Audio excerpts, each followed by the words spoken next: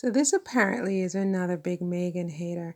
I've known that. Unlike the other one there, Candace Owen, I've actually listened to her a couple of times, and I've left messages, or at least one message on her channel, because her sister had died.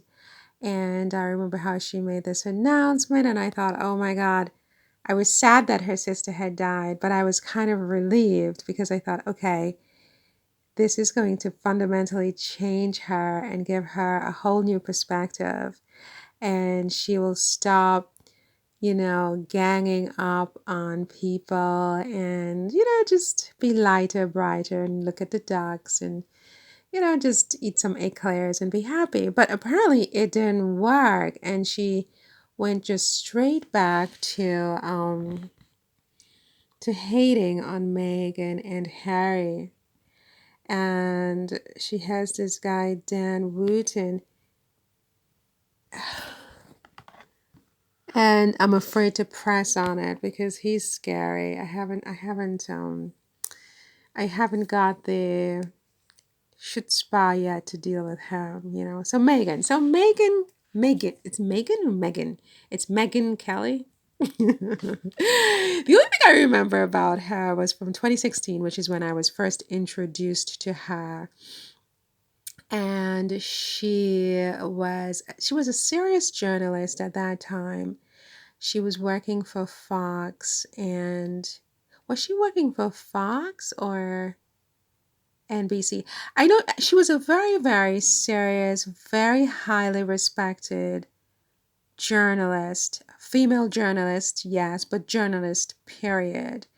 And she has had very serious creds, or I shouldn't say she has had, but she had, because it's in the past, very serious journalistic creds, if you will.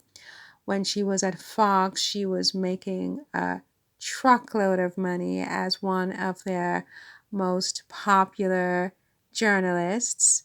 And there was this guy, is it Roger Stone? There was a guy there at Fox, I have forgotten. I think he died. But she was his little, protege, if you will. And so she rose up the ranks, I guess some of it based on her looks and stuff like that. I mean, that's a bankable asset. What can you do if you have it, flaunt it, right?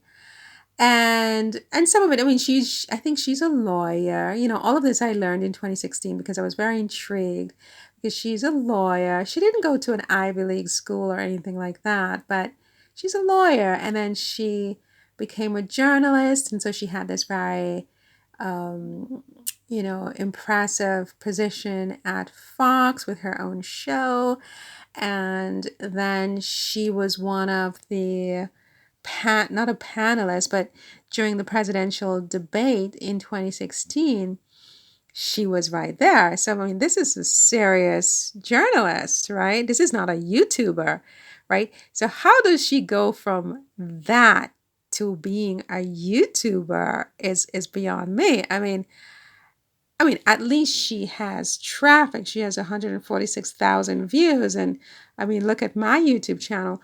But the point is, I have never risen to her heights in the world. I mean, she's a privileged woman, and she's had very, very good, serious work. And now she's a YouTuber, which is just insane. And she spends her time, instead of discussing presidents, talking about Meghan and Harry and whether or not they sat in the first or third row in a church. I mean, and you have to say to yourself, on the one hand, is she's not very nice to do that. But on the other hand, maybe she does this because she's frustrated. I think it's a question of frustration, because she has fallen so far from where she was. I mean, she left Fox and she went to NBC. And I watched some of I have watched now because I can't use present perfect there. I watched Preterite. I watched some of her shows when she was on I believe it was NBC. She had this morning show, and she was supposed to be their new star, and she stepped on all these toes, and there was this guy, Matt Lauer, and she was not very colleaguish with him, and she threw him under the bus or whatever, and before you know it, she was out on her tush, if you will. And that was very embarrassing. And I kind of felt for her at that time. I did feel for her, Megyn Kelly. Why? Because she's a lawyer. That's the only thing I'm like, because that's why I kind of like was interested in her, because she was a lawyer. And I'm like, oh, why did they treat her like that?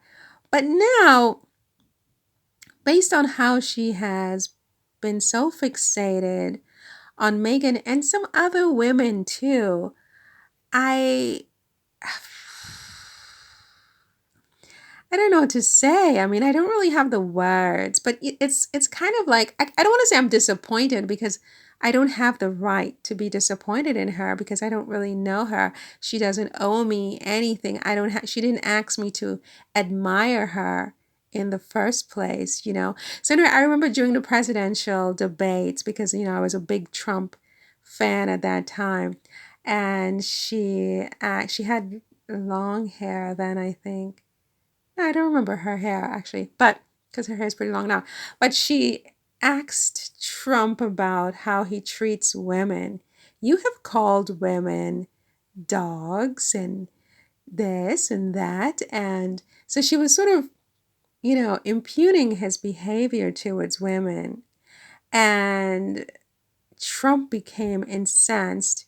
And after he said that Megyn Kelly, that is, this woman right here, had, quote, blood coming out of her wherever. And this was like, end quote.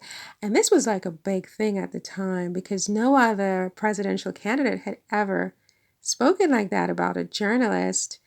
And everybody was so scandalized, as was I. I thought Trump was horrible. And even though I liked Trump, but I was like, how do you speak to this girl like that? But in the end, it turns out that Trump has been her only match so far, because she's very ascetic. I mean, she strikes me as somebody who you can't hurt her feelings, really. She's just, she has no feelings.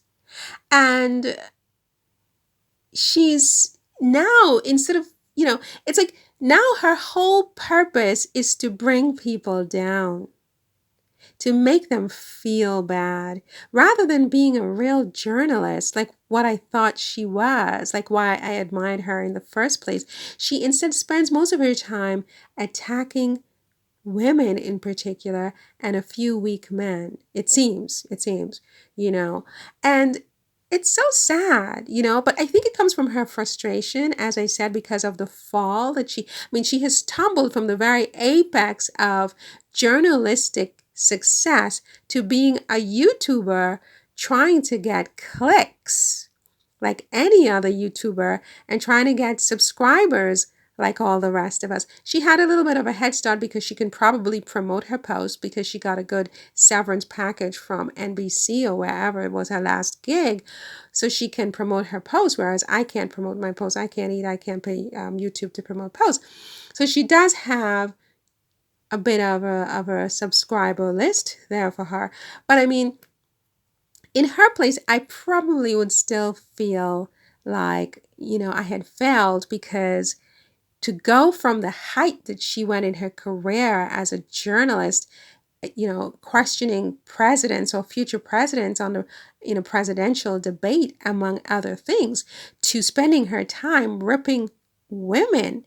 Women are the group in society with so little power, right? So instead of going after the big guys and the important people and talking about issues that really matter, as a journalist, so many things going on in the United States, not all of it even having to be political, that she can use her platform, however small it is now, to help to educate, to change, to effect change in society, to be a part of the solution.